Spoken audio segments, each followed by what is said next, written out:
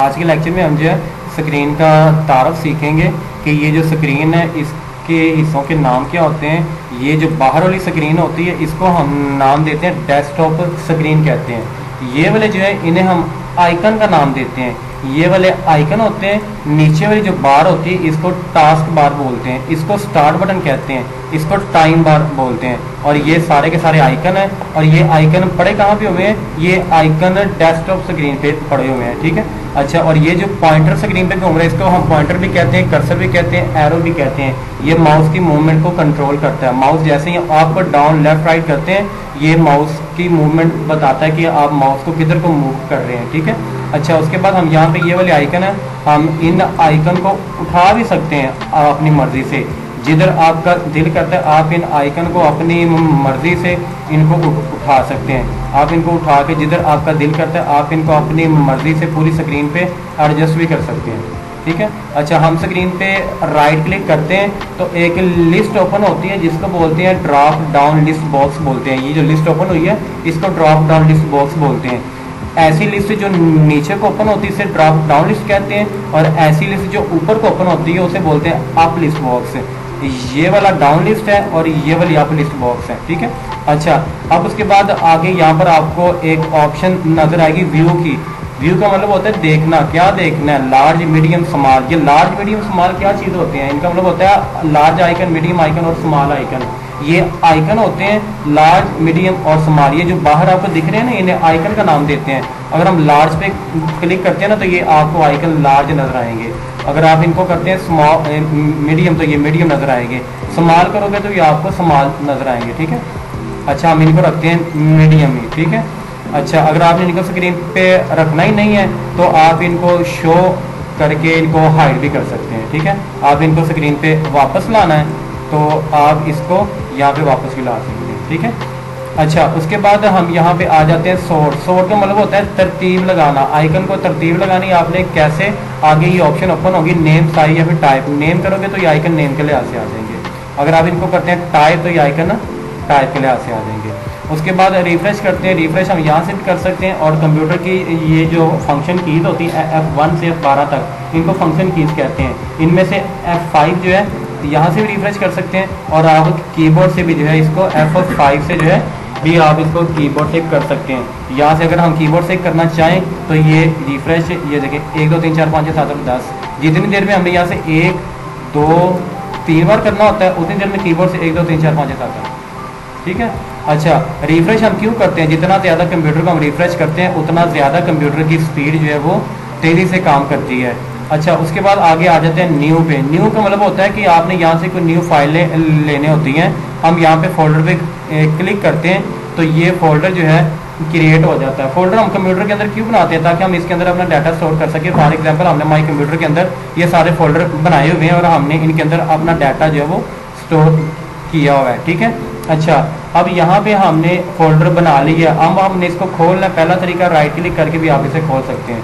दूसरा आप इसको डबल क्लिक करके भी खोल सकते हैं। तीसरा सेलेक्ट करके कीबोर्ड से एंटर करके भी आप इसको खोल सकते हैं। ठीक है, अच्छा। अब ये फोल्डर ओपन हो गया। अगर आपने यहाँ से कोई चीज़ यहाँ से अगर हम फॉर एग्जांपल एक फाइल उठा के तो यहाँ पर ला के हम इसको रख देते हैं तो ये फाइल यहाँ पर आ जाती है। इसे बोलते हैं पिक एंड ड्रॉप बोलते हैं। किसी भी फाइल को उठा के दूसरी जगह पर रखना उसे हम पिक एंड ड्रॉप कहते हैं।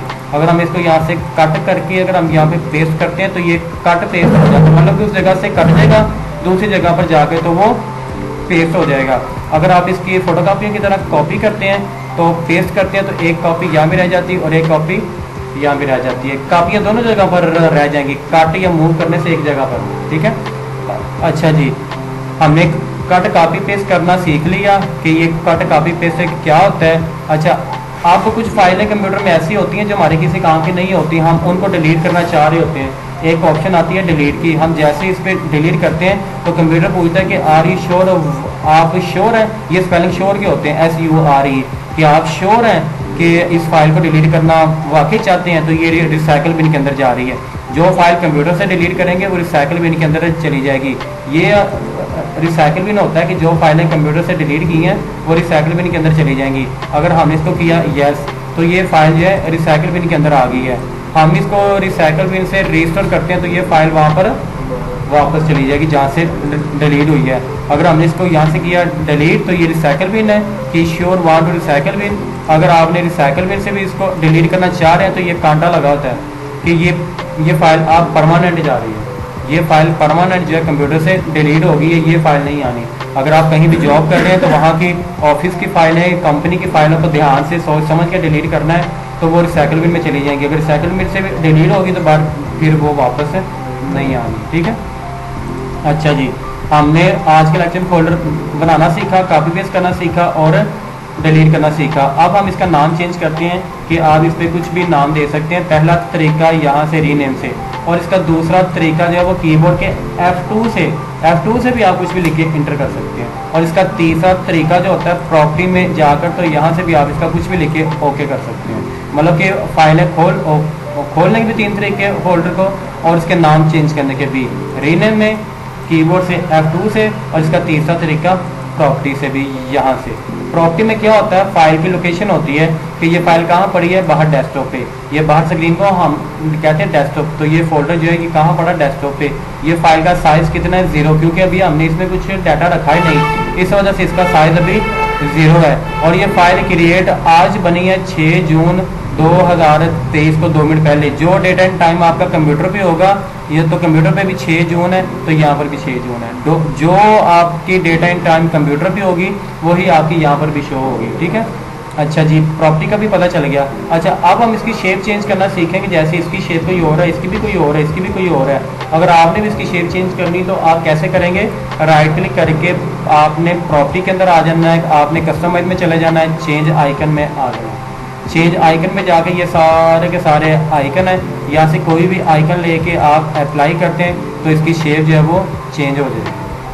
अगर आपने चेंज आइकन में जाके कोई और शेप ली है, फॉर एग्जांपल ये लॉक शेप ली है, ओके करके अप्लाई करेंगे तो उसकी लॉक शेप आ जाएगी। अगर आप यहाँ से ये शेप, इनमें से कोई भी shape, mobile, laptop, computer, printer, camera, अगर आपने यहाँ तस्वीरें रखी हुई है इसके अंदर अपनी पर्सनल, तो आप इसको कैमरे की भी शेप दे सकते हैं कि जी हमारी इसमें पिक्चर्स हैं कि या मूवीज़ हैं कैमरे के अंदर।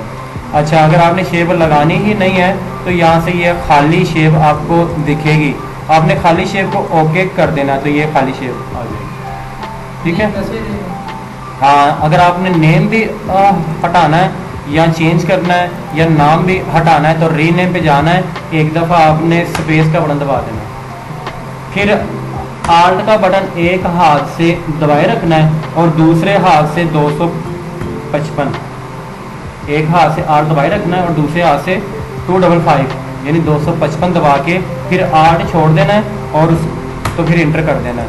वो ना ही शेप होगी ना ही नाम होगा। ठीक है, यानी ये अब आपको स्क्रीन पे दिख ही नहीं रहा, ये हाइड हो चुका है। इस पे आप कोई भी अपना पर्सनल डाटा रख लेंगे, किसी को पता नहीं चलना कि यहाँ पर कोई फोल्डर भी है स्क्रीन पे कि नहीं है, तो ये फोल्डर मौजूद होगा, इसके अंदर सारा डाटा होगा। ठीक है, हम इसको किधर गया, ये इसको वापस लेके आते हैं, वही करना। उसके बाद फिर आप इसको वापस ले आए कस्टमाइज से जाकर, तो चेंज आइकन में जाकर तो फोल्डर पे ओके।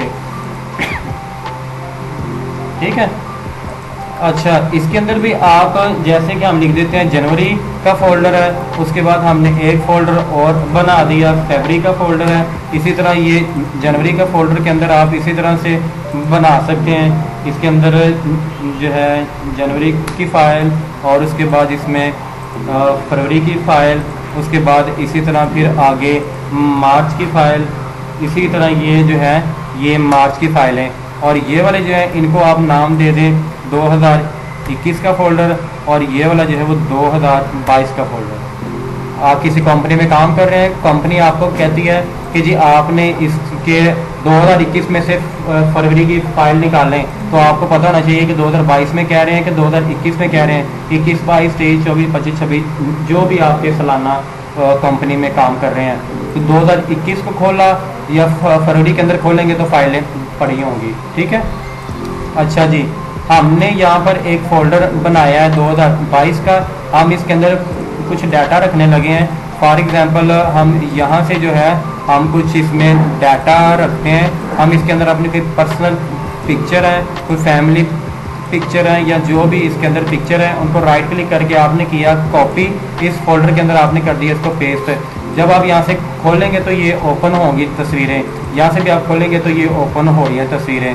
ये पर्सनल पिक्चर को हम पासवर्ड लगाकर सेव करना चाह रहे हैं तो आप कैसे करोगे, इसके ऊपर ही आपने करना है राइट क्लिक, फिर एक ऑप्शन आएगी ऐड टू आर्चिव की, ऐड आर्चिव पर जाके आपको एक ऑप्शन नज़र आएगी सेट पासवर्ड की। सेट पासवर्ड आपने 1111 ओके, इसको भी ओके, तो ये फोल्डर आपका बन के आ जाएगा। इसको पकड़ के आप डेल कर दें ताकि ये कोई भी ना देखे। उसके बाद फिर आपने क्या करना है, यहाँ पर आपने इसको जो भी आप इसका पासवर्ड लगाना है या आपने लगाया है वो फोल्डर हमने डिलीट कर दिया, तो ये फोल्डर हमारे पास बन के आ गया। हम इस फोल्डर को खोल के देखते हैं कि हमारा डाटा इसके अंदर है कि नहीं है। ये फोल्डर के अंदर हमारा डाटा, इसको हमने पासवर्ड लगाया। जैसे आप इसको कोई रॉन्ग पासवर्ड लगाएंगे ऊपर ऑप्शन आ जाएगी कि स्पेसिफिक पासवर्ड इनकरेक्ट, क्या आप पासवर्ड रॉन्ग लगा रहे हैं। आप इसी तरह अपनी personal picture, family data, office का डाटा, कंपनी की फाइलें, मूवी, सॉन्ग, पिक्चर जो भी है, जब तक आप उसका रॉन्ग पासवर्ड है तो वो ओपन नहीं होगा। जब तक उसका आप करेक्ट पासवर्ड नहीं लगाते वो तब तक ओपन नहीं होगा। ठीक है, ये आज का आपका लेक्चर है जिसमें आपने स्क्रीन का तारफ सीखा, फोल्डर बनाना सीखा, डाटा रखना सीखा, डाटे को हाइड करना सीखा, डाटे को पासवर्ड लगाना सीखा। ठीक है।